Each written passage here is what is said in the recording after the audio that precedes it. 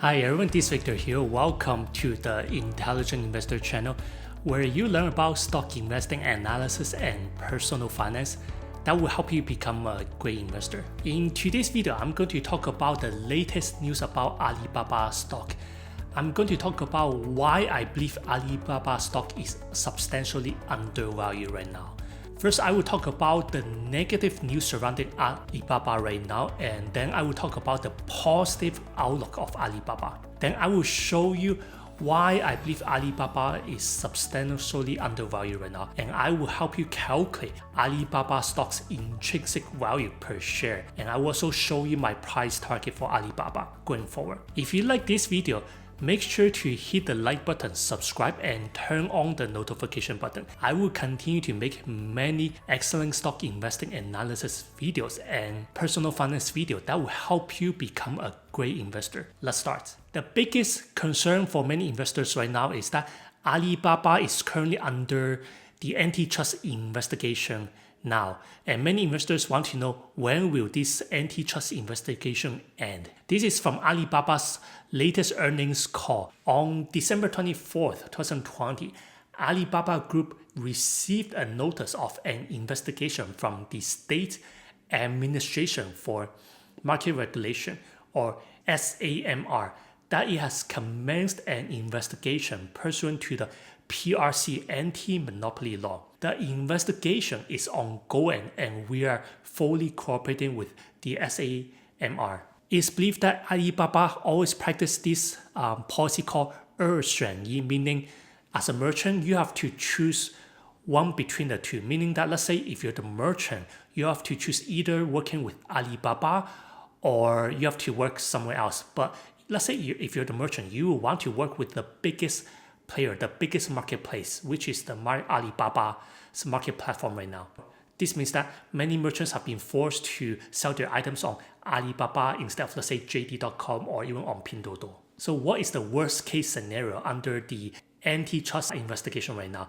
The worst case scenario is that there may be a maximum fine of 10% of Alibaba's sales in the previous year. For example, Alibaba had a total sale of 509.71 billion RMB in the last fiscal year 2020. 10% fine means that Alibaba will have a fine of 50.97 billion RMB, which is equivalent to $7.83 billion US dollars. In comparison, Alibaba had 149.26 billion RMB net income in fiscal 2020. 10% fine sounds like a lot of money. It is in the short term, but over the long term, I believe that it will not impact Alibaba's long-term revenue growth and not net profit growth. If Alibaba does get a large fine of 10% of its previous year's sale, then definitely Alibaba's short-term profit will be much smaller, let's say this year or next year, depending on how big the fine is. Also, there's another concern. Many investors or some investors think that the Chinese regulators may ask Alibaba to divest some of its businesses, including Alibaba Cloud, Cainiao, its logistic business, or even Alibaba's 33% ownership of Ant Group. Personally, I don't think that's going to happen because it will make Alibaba much less competitive in China as well as in the global marketplace. One question you may want to know is, when will Alibaba's antitrust investigation end? Personally, I believe that the antitrust investigation will end this year. It doesn't really make sense for it to drag on too long because it already started a couple months ago. So if the antitrust investigation on Alibaba ends this year, we will know how much the fine will be. Again, the largest fine is likely going to be 10% of Alibaba's sales from last year, but I don't think that's going to have a huge impact on Alibaba's long-term growth and revenue growth over the long term. The second big concern is that Jack Ma has disappeared pretty much from the public for at least several months. Jack Ma made a mistake of criticizing the Chinese banking regulators in October last year. He made this speech. He basically criticized the Chinese banking regulators are still adopting the same pawn shop mentality, meaning that banks are still lending based on assets and collaterals, which in a way stifling innovation. Jack Ma said this at the Bund Summit last year. He said, "Third, finance is credit management in nature.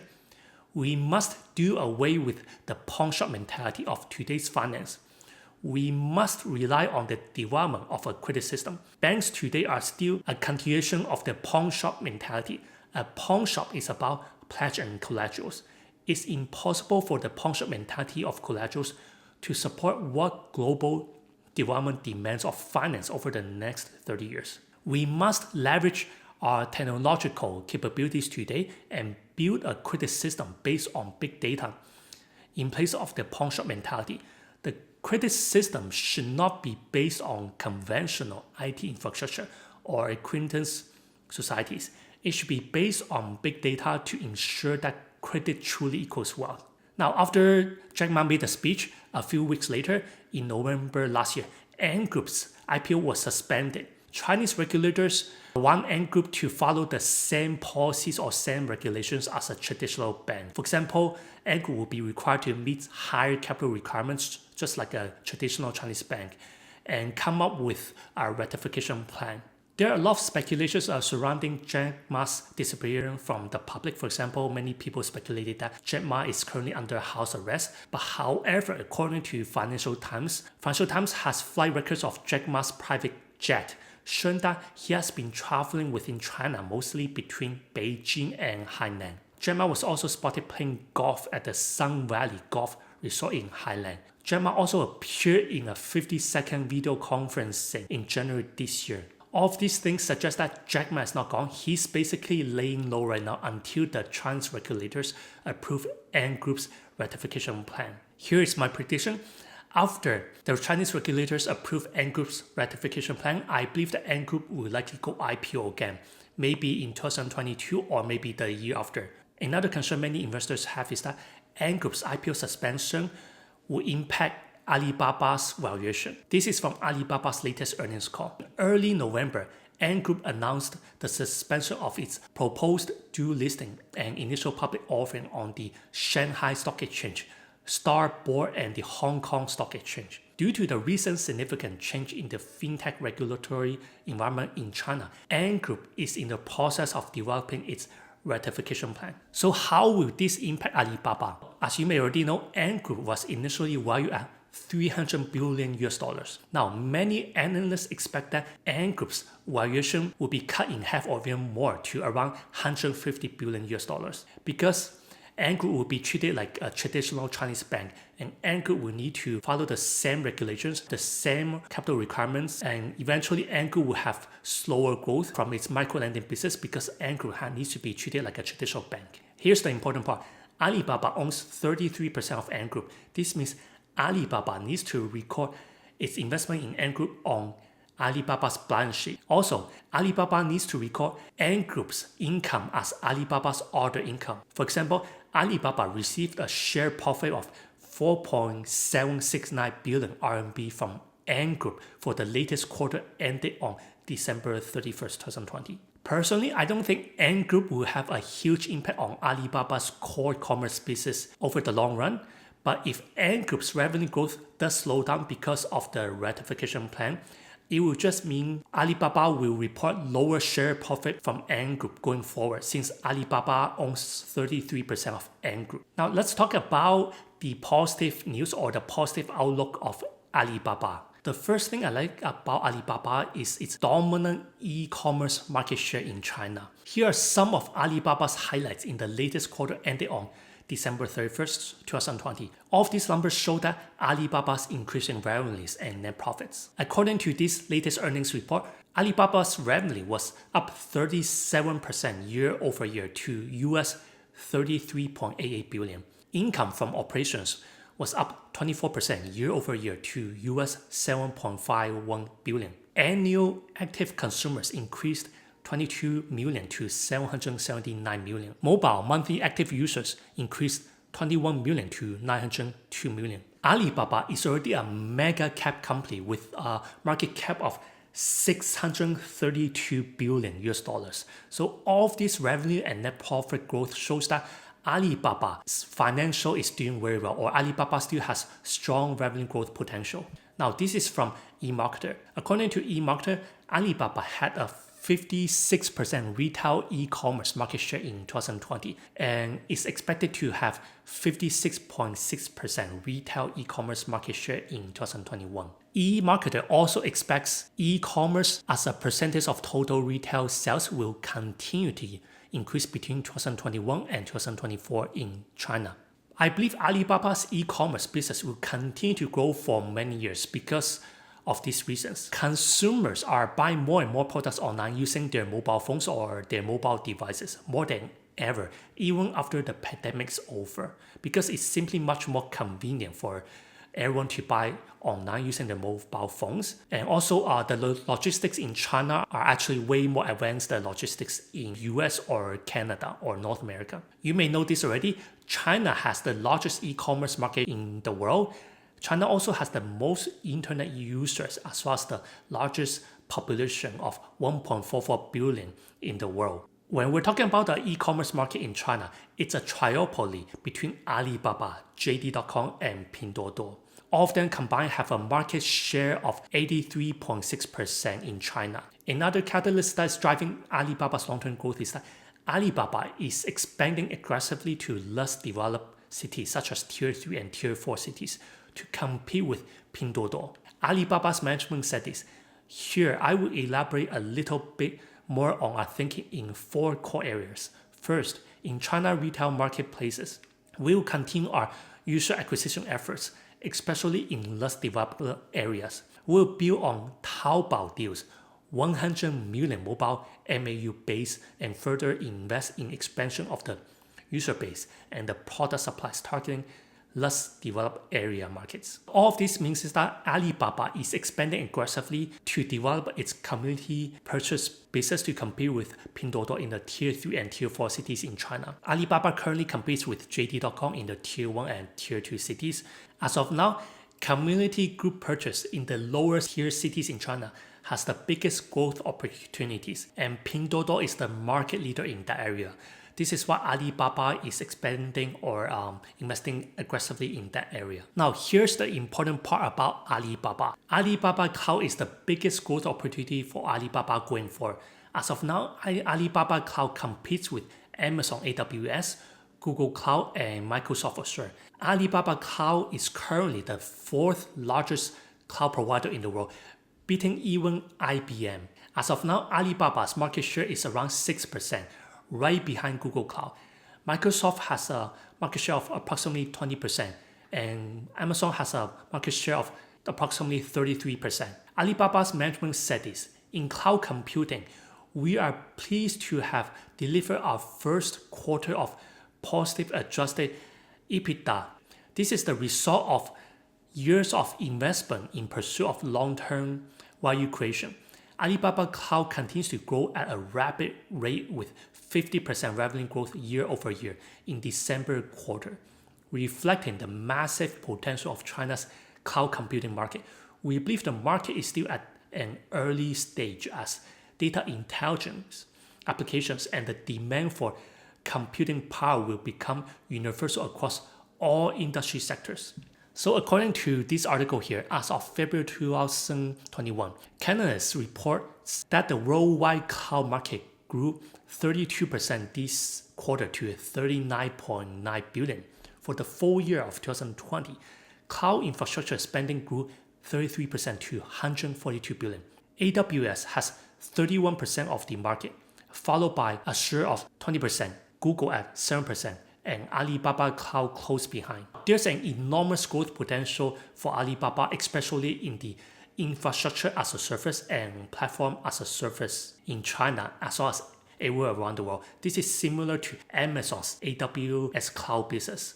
Alibaba Cloud is the market leader in China right now, and Alibaba Cloud can help all the industries in China to help them move from the current IT infrastructure to the cloud infrastructure.